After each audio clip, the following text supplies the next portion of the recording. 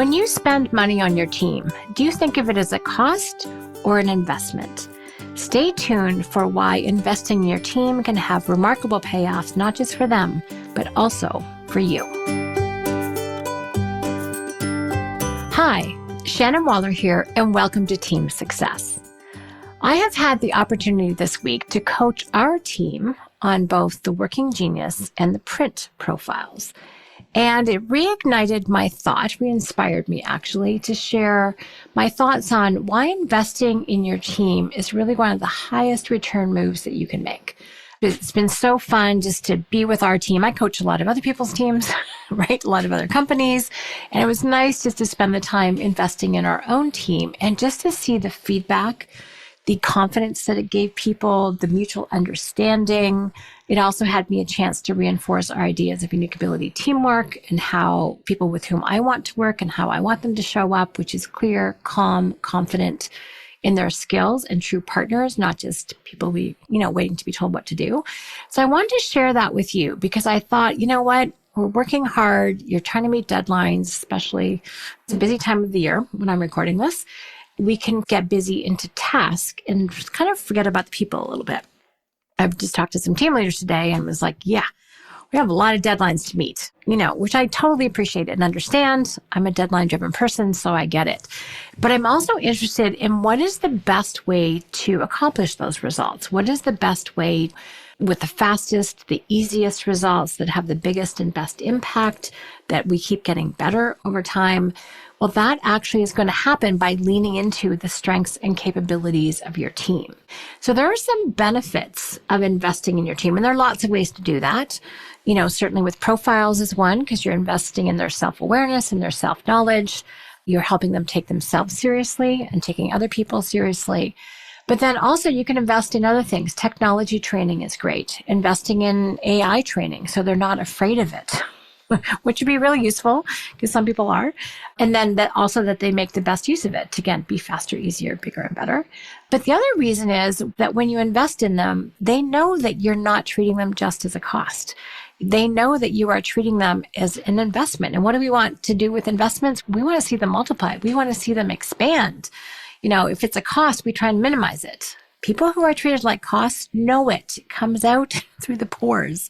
When someone just sees you as a cost and they're trying to minimize all of that, I think of some hourly wage situations versus when you're treated as an investment, someone wants to invest in you and to see that multiply and expand. Same as we want our money to grow if we invest it, we also want to see that in people.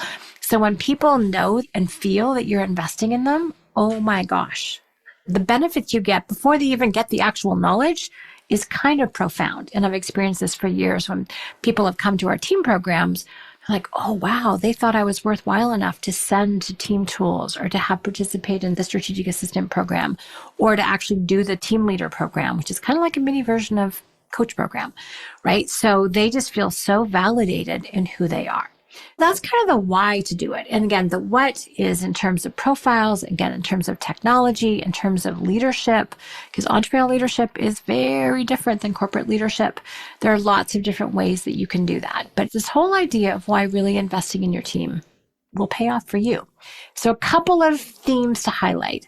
One of the things that I find to be super true is that when you invest in your team, it creates multipliers, not dependents. Oh my gosh. There's nothing I can't stand more than someone saying, please just tell me what to do. And I'm like, well, in your area of expertise, you know way more what to do than I ever will. If I look at my Kolbe, my profiles, what I'm interested in, what I'm not interested in doing, what I have experience doing, what I don't have experience doing, the gaps are massive. And I frankly don't want to be responsible for telling people what to do when it's something I haven't a clue about and don't want to learn about. Thank you very much, right? Like I love having partners. That's how I always talk about it. I don't want dependence. And the older I get, the more mature I get, the less patience I have for dependence. I've raised my children. Thank you very much. I don't need to do it again. And you might feel the same way. I want multipliers. I want people who you can give something to and then go poof and make it a million times better. And I am so blessed that that is who I get to work with. But also it took an investment to make that happen, right? It didn't happen just by someone showing up and hanging out with me. It requires some outside input. And I feel like I've been invested in, in terms of attending strategic coach in the workshops and in terms of all of the coaching and training I've gotten 30 years ago when Bab said, hey, as a thank you for working on the first book, The Great Crossover, would you like cash or would you like to get Kolbe certified? And I wisely chose to be Kolbe certified. God knows what would have happened to the cash. Trust me, I would not be able to remember, but I chose the capability. And with that, I have multiplied that investment 100,000 times over.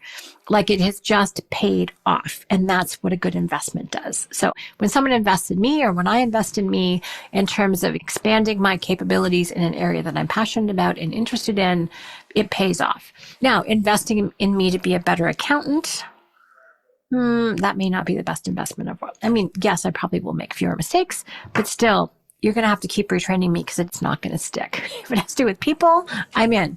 Numbers, not so much. And at other people, it's completely the reverse. So here's the great thing. When you actually coach people or invest in them, I should say, and coach them on how to be successful, you get clear thinkers, much more confident decision makers. You get proactive contributors, not people who are just passive. Again, it drives me crazy. And then you get people who actually take ownership rather than just order takers. Entrepreneurial companies are not designed to have order takers. That's what bureaucracies are for. They're really good at that. In fact, if you do more than take an order, it may not be happy with you. But here, we're looking for people who are willing to be heroes. We want people to put their hand up and be proactive and take risks and learn and innovate. We want players. We don't just want order takers. So that's a key one. If you want multipliers, not dependents, invest in your team. The other thing is that, especially when you do invest in their capabilities, their learning, or their self-knowledge, it means that when you know your team's strengths, it really makes leadership so much easier, kind of effortless, as a matter of fact.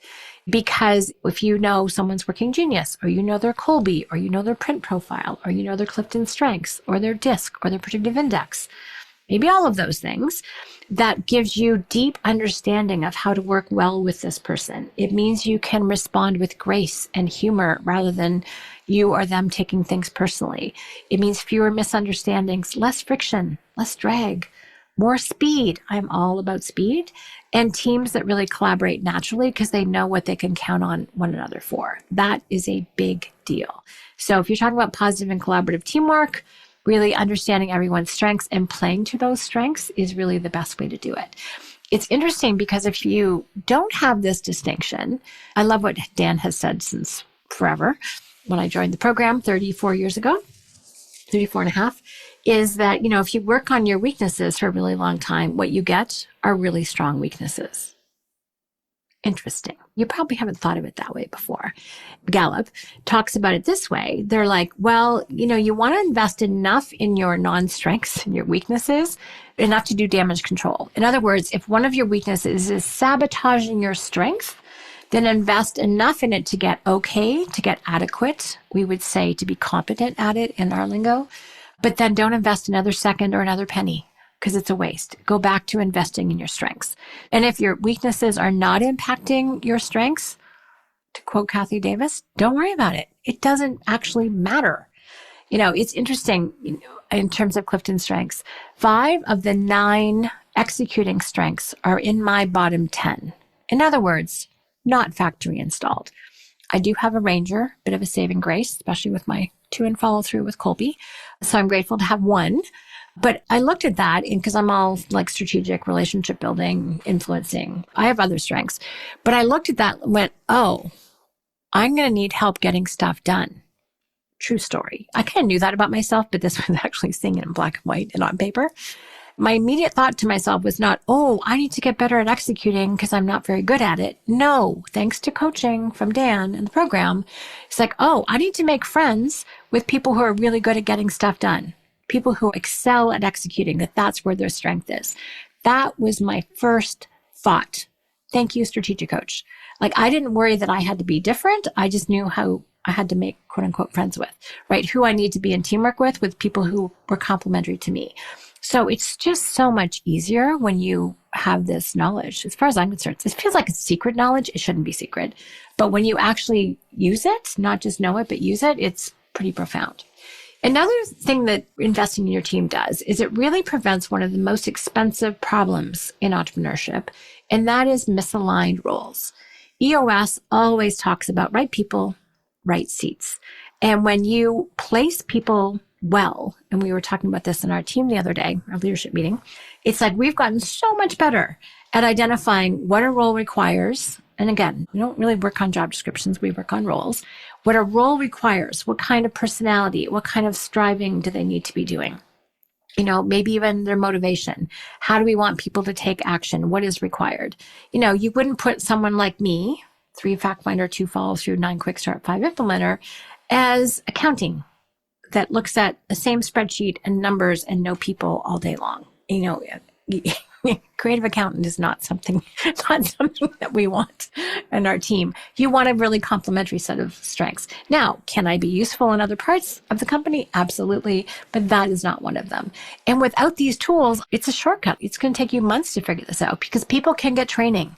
They can go through years of education and even years of a career, where they have all the certifications and all the necessities because they're really smart. That is the thing.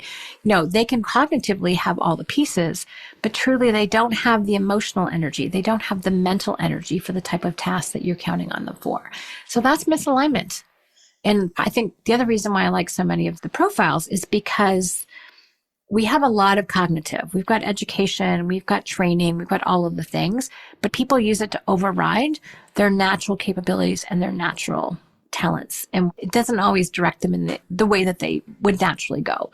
When you actually know these things, so when you invest in this particular type of information about themselves, people actually start to light up.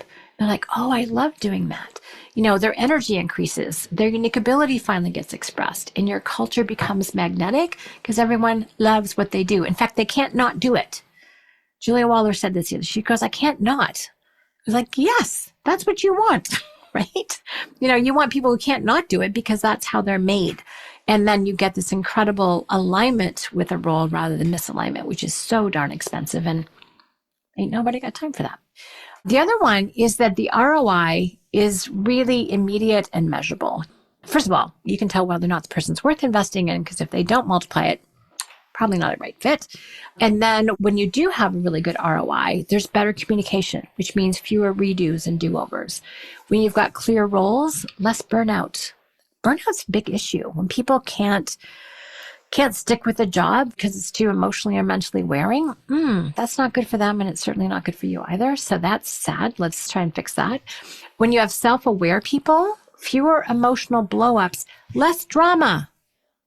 Drama is such a waste of time. I mean, I don't mind watching it occasionally, very occasionally. I'm not a big TV or movie watcher. But, if it's entertainment, that's one thing. I do not want it in my backyard. Thank you very much. I'm kind of allergic to drama. It was really interesting at a couples connection workshop. We go around at the very end and you say, what do you appreciate about your partner? And Bruce, my husband, said, he goes, the thing about you, Shannon, that's always been true, you are the least drama person that I know. There's just no drama around you. And I thought, well, that's kind of an interesting but lovely compliment. And it's true. I say what I mean what I say. I can be really direct, but I also do it with love. And I'm not interested in drama. I'm just not. I find it a massive waste of time. So when you've got self-aware people, and I will put that down hopefully to my self-awareness. Am I perfect? No, but I do make an effort. And then also people take more initiative. And then especially what I have tried to build with the team programs is that, even if it's a strategic assistant or team tools, not official leader roles, I want people to be leaderful. I want them to provide direction, which is actually leadership, in their area of expertise. Your strategic assistant should be telling you, when you're exhausted, when you need to take a break, that you can in fact take free days, when your appointments are, what you need to pay attention to next. That's what your strategic assistant needs to be doing for you to be your best. And you need to let them do that. So as far as I'm concerned, there's a lot of leadership in that role. Same thing for any and all entrepreneurial team members, not just your team leaders. There's a lot of room for direction when someone's doing what they're unique at. So I want people to think like entrepreneurs and entrepreneurially, which is why I wrote the Team Success Handbook. I don't want them to think like employees. Employees is actually, it's not a 4-letter word in our company, but it's not really how we relate to people. I think that's key. So if you want to work with people who are energized and aligned, that's a good use of your money rather than a marketing campaign with no guarantees. That would be my take on that. The other thing is that investing in your team gives you back time because people are leaning into those things that for you are time consuming and they're a pain and they're exhausting and they don't require a ton of hand holding. They're making better choices. They solve the problems rather than defaulting to you and escalating them. And they take things off your plate instead of adding to it. Raise your hand if that's what you want. My hand is up, just so you know. So when you free yourself up to focus on the highest value work that you're meant to do, it means that you're really surrounded by people who are extraordinarily capable because they know and they trust that their contributions will be respected and appreciated, and they have great clarity on who they are and the difference that they can make, and the fact that it's welcome, because we're working in much more of a networked organization than the typical hierarchical 20th century structure. It's not how we roll anymore. We need interdependent, somewhat autonomous units, aka people, to be a really successful entrepreneurial company.